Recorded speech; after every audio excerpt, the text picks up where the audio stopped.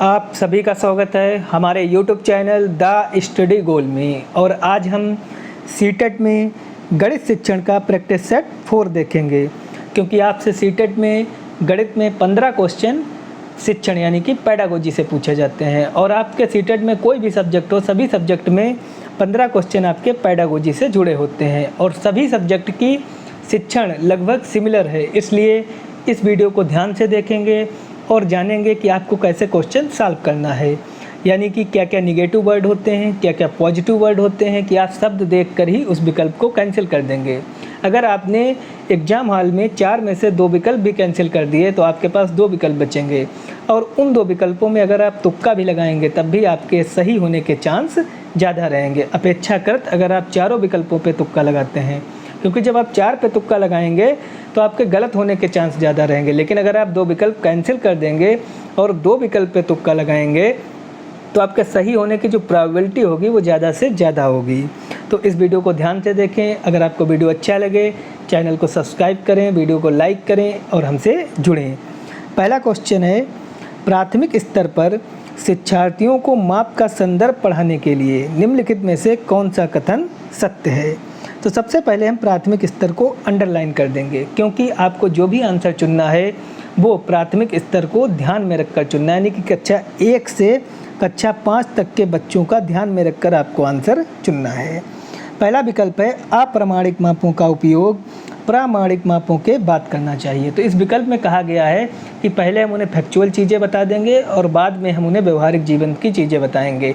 तो क्या आप ऐसा प्राइमरी लेवल में करेंगे? तो बिल्कुल भी नहीं करेंगे। पहले हम उन्हें व्यवहारिक चीज़ें बताएंगे, व्यवहारिक जीवन से जोड़कर यानी कि अप्रामाणिक मापों से जोड़कर फिर उन्हें प्रमाणिक माप बताएंगे, यानी कि जो रियल माप होगी, जैसे 3.4 मीटर 2.5 मीटर लंबाई हो गई, 3.4 मीटर चौड़ाई हो गई। तो ये सब चीज़ें हम बाद में उन्हें बताएंगे। पहले हम उन्हें व्यवहारिक जीवन की, जैसे उन्हें ब्लैक बोर्ड दिखा दिया, क्लासरूम की लंबाई चौड़ाई दिखा दी, उसके बाद हम उन्हें फैक्चुअल लंबाई चौड़ाई बताएंगे। तो ये विकल्प आपका गलत हो गया, क्योंकि इसमें कहा गया है कि पहले हम उन्हें प्रमाणिक मापें बताएंगे। तो ये विकल्प आपका नहीं सही होगा। दूसरा विकल्प है, केवल प्रमाणिक मापों का उपयोग करना चाहिए।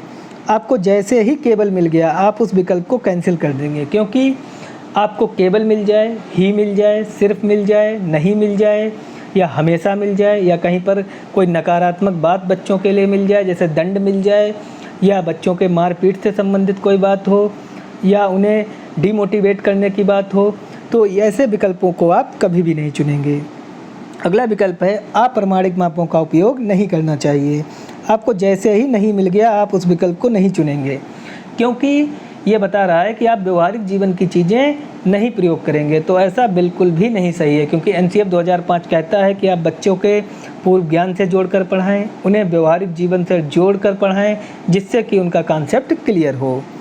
अगला विकल्प है आपका, प्रमाणिक मापों का उपयोग अप्रामाणिक मापों के बाद करना चाहिए। और यही आपका विकल्प सही है, क्योंकि पहले हम उन्हें व्यवहारिक जीवन की जो चीज़ें होंगी, अप्रामाणिक मापें होंगी, वो बताएंगे। उसके बाद उन्हें जो रियल क्वेश्चन होगा, जो फैक्चुअल मापें होंगी, वो उन्हें बताएंगे, जिससे कि उनका कॉन्सेप्ट बन जाए।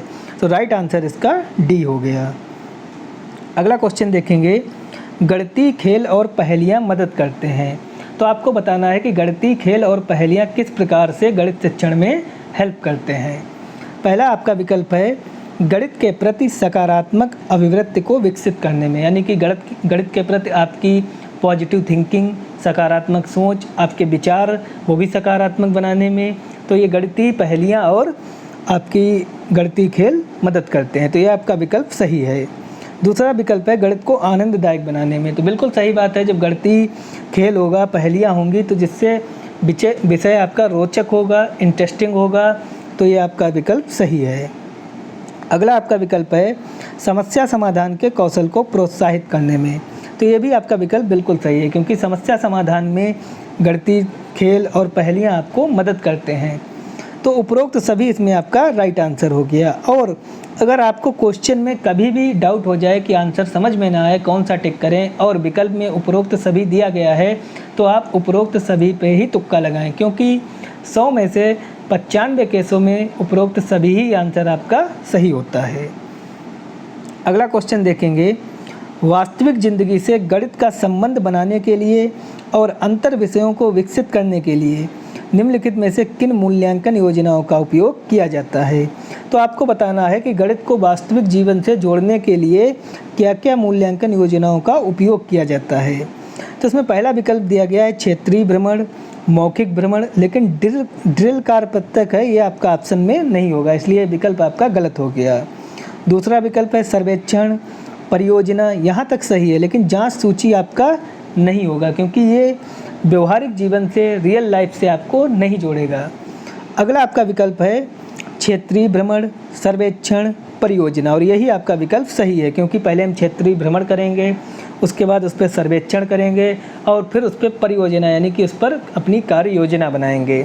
तो राइट विकल्प इसमें सी हो गया क्योंकि डी में भी आपको जांच सूची मिल रहा है, इसलिए ये भी आपका नहीं होगा।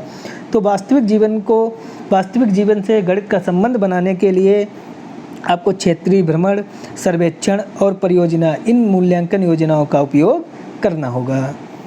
अगला क्वेश्चन देखेंगे, आकृतियों के निम्नलिखित पहलुओं में से किसका प्राथमिक स्तर से कोई संबंध नहीं है। तो पहली बात, आप नहीं को अंडरलाइन कर लेंगे क्योंकि आपको एग्जाम में नहीं दिखना बंद हो जाता है। तो आपको बताना है कि प्राइमरी लेवल में इनमें से कौन सा ऐसा विकल्प है जो सही नहीं है। पहला है प्रतिरूप पैटर्न, ये प्राइमरी लेवल के लिए सही है। कोण, इसको हम रोके रखेंगे अभी। सममित, ये भी सही है। चौपड़, ये भी सही है। सममित, चौपड़ ये इस टाइप के होते हैं, कागज़ पे ये बनाए जाते हैं। सममित हो गया, चौपड़ हो गया, या गिनतारा हो गया, या जियो बोर्ड हो गया, या इस प्रकार से होते हैं और इसमें आपको संख्याएं हैं या शब्द हैं, ये चीज़ें सिखाई जाती हैं। तो सममित, चौपड़ वगैरह आपके प्राइमरी लेवल में होते हैं, लेकिन जो आपका कोण है ये आपके जूनियर लेवल में होता है, ये आपके प्राइमरी लेवल में नहीं होता है। तो इसलिए इस बात को आप याद रखेंगे कि कोण का संबंध प्राइमरी लेवल से नहीं है। तो इसका राइट विकल्प कोण हो गया क्योंकि इसमें नहीं वाला ही पूछा जा रहा था। अगला क्वेश्चन देखेंगे, गणित के कक्ष में दृष्टिबाधितों के लिए निम्नलिखित में से किसका प्रयोग शिक्षा के साधनों के रूप में किया जा सकता है। तो आपको बताना है कि दृष्टिबाधितों के लिए शिक्षा के लिए क्या क्या प्रयोग किया जा सकता है संसाधन के रूप में। पहला विकल्प है टेलर का गिनतारा, उसके बाद कंप्यूटर, उसके बाद जियो बोर्ड। तो इसको हम रोक के रखेंगे कि शायद ये हमारा विकल्प हो जाए। अगला विकल्प है कंप्यूटर। संख्या चार्ट आपको जैसे ही मिल गया, ये दृष्टिबाधितों के लिए नहीं होता है।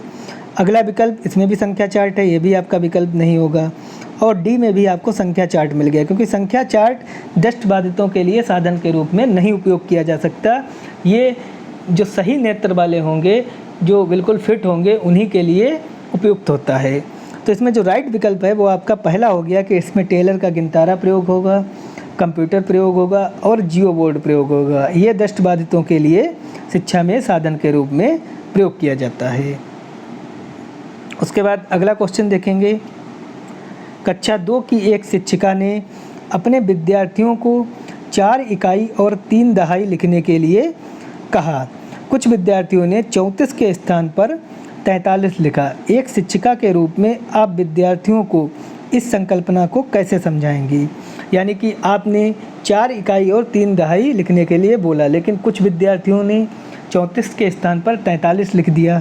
तो आप एक शिक्षक के रूप में इस बात को कैसे बच्चों को समझाएंगे। और ये बात आप याद रखेंगे कि ये कक्षा 2 के हिसाब से आपको आंसर देना है, according to class 2। Primary level के अकॉर्डिंग आपको आंसर चुनना है। पहला विकल्प है हमेशा दहाई और इकाई के स्तंभों में लिखना सिखाएंगे जिससे कोई भ्रम ना हो। हमने स्टार्टिंग में ही बताया कि आपको हमेशा मिल जाए, केवल मिल जाए, सिर्फ मिल जाए या नेगेटिव बात मिल जाए, उस विकल्प को आप नहीं चुनेंगे। अगला विकल्प है स्तंभ विधि में अभ्यास करने के लिए बहुत सारे प्रश्न देना। तो ये भी आप नहीं करेंगे क्योंकि ये एक प्रकार से दंड हो गया और आप विद्यार्थियों को बिल्कुल भी सीटेट में दंड नहीं दे सकते। दंड वाला विकल्प तो आप चुन ही नहीं सकते, तो ये विकल्प आपका गलत हो गया। अगला विकल्प है विद्यार्थियों को गिन तारा पर प्रदर्शित करने के लिए कहेंगे और फिर लिखने के लिए कहेंगे। तो इस विकल्प को हम रोके रखेंगे। अगला विकल्प है उन्हें बताएंगे कि यह गलत है और फिर उन्हें सही उत्तर को 5 बार लिखने के लिए कहेंगे। ये भी आपका विकल्प गलत है क्योंकि आप ऐसा नहीं करेंगे। 5 बार लिखवाने का मतलब है कि आपने उनको दंड दे दिया और आपको प्राइमरी में बच्चों को दंड नहीं देना है। कक्षा 2 का स्टूडेंट अभी आपको उसके अंदर कॉन्सेप्ट बनाना है, ना कि उसको कोई दंड देना है या बोलना है कि इसको 10 बार लिखो। तो ऐसा नहीं करना है, पहले आपको उसको समझाना है। तो इसके लिए आपका राइट विकल्प सी हो गया, क्योंकि एक गिनतारा होता है, इस प्रकार का गिनतारा होता है, इसमें ये खाने बने होते हैं और इन खानों में ये गोलियां पड़ी होती हैं और इन गोलियों के द्वारा आप बच्चों को सिखाएंगे कि 4 इकाई इस प्रकार से लिखना है, 3 दहाई इस प्रकार से लिखना है, और फिर उनको कॉन्सेप्ट बनाएंगे कि ऐसे ऐसे इस प्रकार से आपको लिखना है। तो इसका राइट विकल्प आपका सी हो गया। अगला क्वेश्चन देखेंगे, गणित में प्रतिचित्रण के लिए निम्नलिखित कथनों में से कौन सा सत्य नहीं है। तो पहले आप नहीं को अंडरलाइन कर देंगे कि आपको गलत वाला विकल्प चुनना है। पहला आपका विकल्प है प्रतिचित्रण स्थानिक चिंतन को बढ़ाता है, तो इस विकल्प को हम नहीं चुनेंगे। अगला विकल्प है प्रतिचित्रण अनुपातिक विवेचन को प्रोत्साहित करता है, तो ये भी नहीं चुनेंगे क्योंकि ये दोनों सही विकल्प हैं, लेकिन आपको गलत वाला चुनना है, असत्य चुनना है। अगला विकल्प है प्रतिचित्रण गणित का पाठ्यक्रम का भाग नहीं है, और यही आपका राइट आंसर हो गया, क्योंकि अगला विकल्प है प्रतिचित्रण गणित के कई विषयों में समाकलन किया जाता है, ये भी सही बात है, इसलिए ये भी नहीं चुनेंगे। तो इसका राइट आंसर सी हो गया, क्योंकि आपसे नहीं वाला पूछा जा रहा था, यानी कि असत्य पूछा जा रहा था, और प्रतिचित्रण आपके गणित के पाठ्यक्रम का भाग है, और इसमें कहा गया है नहीं है, इसलिए यही आपका राइट आंसर हो गया। अगला क्वेश्चन देखेंगे, एक दिए हुए आयत और समांतर चतुर्भुज का क्षेत्रफल समान है, परंतु कक्षा 4 के अनेक शिक्षार्थियों ने उत्तर दिया कि समांतर चतुर्भुज का क्षेत्रफल अधिक है। शिक्षक शिक्षार्थियों को यह समझाने में किस प्रकार सहायता कर सकता है कि दोनों के क्षेत्रफल समान हैं।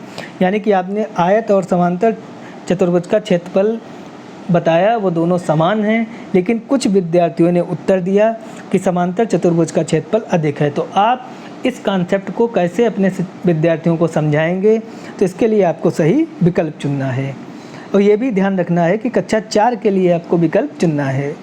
पहला आपका विकल्प है कागज़ मोड़ने के प्रयोग से।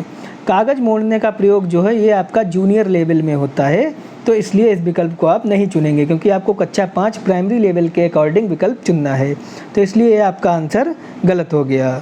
अगला क्वेश्चन है पैमाने के प्रयोग से, तो इस विकल्प को भी आप नहीं चुनेंगे, पैमाने का प्रयोग नहीं करेंगे।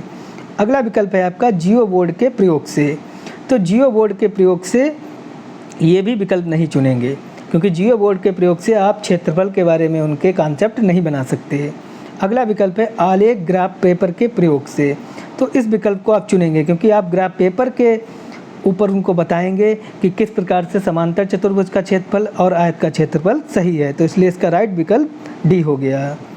अगला क्वेश्चन देखेंगे, राष्ट्रीय पाठ्यचर्या की रूपरेखा एनसीएफ 2005 के अनुसार प्राथमिक स्तर पर गणित शिक्षण का उद्देश्य निम्नलिखित में से कौन सा नहीं है। आपको एनसीएफ 2005 के अनुसार नहीं वाला विकल्प चुनना है, तो इसमें पहला ही विकल्प आपका गलत हो गया कि गणित में उच्चतर और अमूर्त पढ़ाई की तैयारी करना।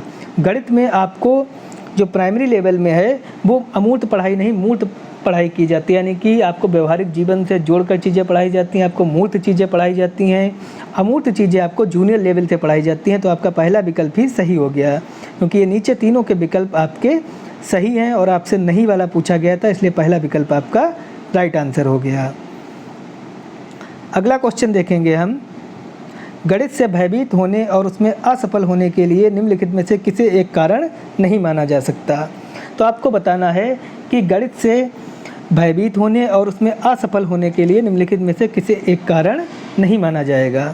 तो पहला है कक्षा कक्ष के अनुभव, इसको माना जाएगा। लैंगिक भेद, इसको हम रोके रखेंगे।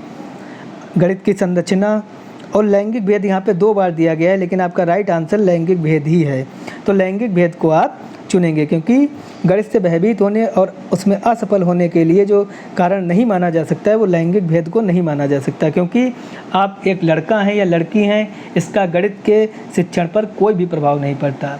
यानी कि लैंगिक भेद आपको बिल्कुल भी प्रभावित नहीं करता। कक्षा कक्ष के अनुभव प्रभावित करता है, गणित की संरचना प्रभावित करता है और अन्य चीज़ें प्रभावित करती हैं, लेकिन लैंगिक भेद प्रभावित नहीं करता है।